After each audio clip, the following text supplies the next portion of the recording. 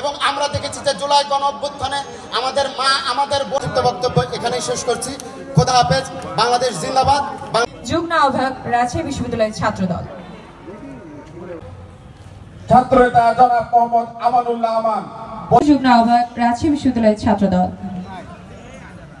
দিয়ে এগিয়ে নিয়ে যাবে, বাংলাদেশ থেকে এগিয়ে যাবে জাতীয় ছাত্রদল রাজশাহী বিশ্ববিদ্যালয় শাখার পক্ষ থেকে সকল বাংলাদেশ জাতীয় ছাত্রদল জিন্দাবাদ, দেশ নেত্রী বেগম খালেদা জিন্দাবাদ।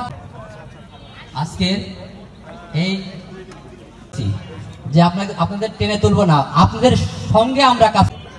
প্রধান অতিথি হিসাবে উপস্থিত রয়েছেন বাংলাদেশ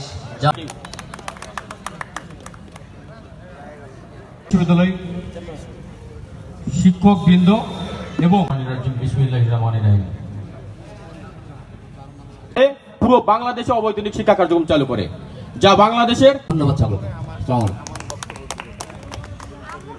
বিকেলবেলায় রাজশাহী বিশ্ববিদ্যালয়ের ছাত্রদল কর্তৃক আয়োজিত আলোচনা সভা সম্মানিত সভাপতি রাজশাহী বিশ্ববিদ্যালয় প্রধানমন্ত্রী বিএনপির মাননীয় ভারপ্রাপ্ত চেয়ারম্যান